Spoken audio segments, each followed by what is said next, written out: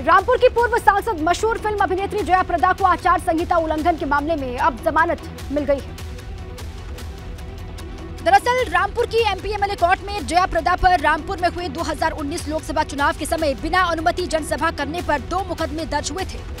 चुनाव प्रचार के दौरान थाना स्वार की ग्राम पंचायत नूरपुर में जया प्रदा के खिलाफ मुकदमा दर्ज हुआ था। तब आचार संहिता लागू होने के बावजूद उन्होंने एक सड़क का उद्घाटन किया था, जिसकी वजह से जया प्रदा पर मुकदमा दर्ज किया गया। दूसरा मुकदमा भी चुनाव के प्रचार अभियान के दौरान थाना कैमरे में हेट स्पीच देने की वजह से दर्ज हुआ था।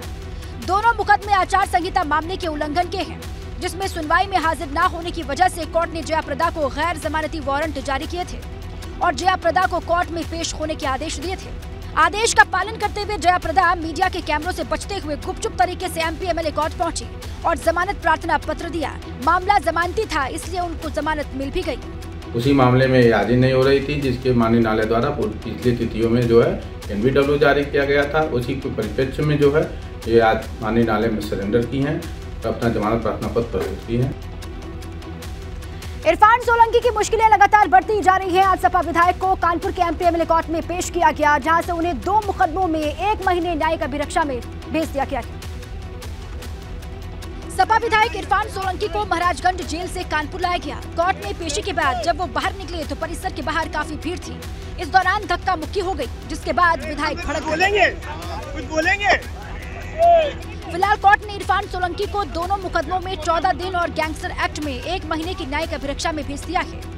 पेशी के बाद इरफान सोलंकी कोर्ट से बाहर निकले तो बीपी गंगा के कैमरे पर उन्होंने सरकार पर जानबूझकर फंसाने का आरोप लगाया। कहां तक जाएगी? और पेपर भी इनका है, जो मर्जी है वो लिखते, अदालत सबकी है।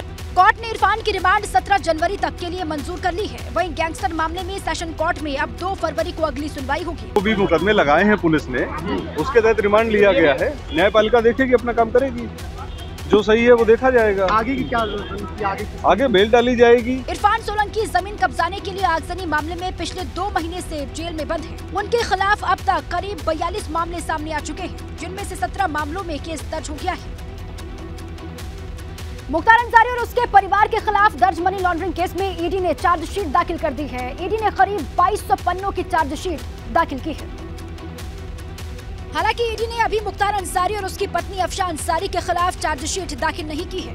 ईडी की ओर से दाखिल पहली चार्जशीट में मुख्तार अंसारी के बेटे अब्बास अंसारी और शर्जील रजा का नाम है। मुख्तार अंसारी के परिवार की कंपनी विकास कंस्ट्रक्शन का नाम भी चार्जशीट में दर्ज है। ईडी की ओर से जो चार्जशीट दाखिल की गई है वो करीब 2200 पन्नों की है। बताया जा रहा है कि मुख्तार अंसारी के खिलाफ जांच अभी जारी है।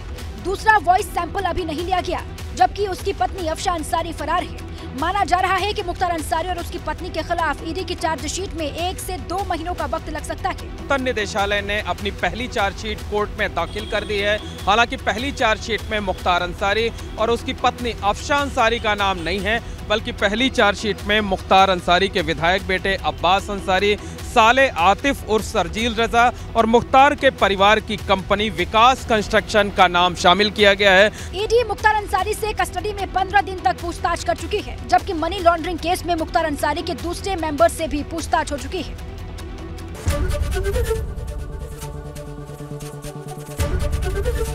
एबीपी गंगा, खबर आपकी, जुबान आपकी।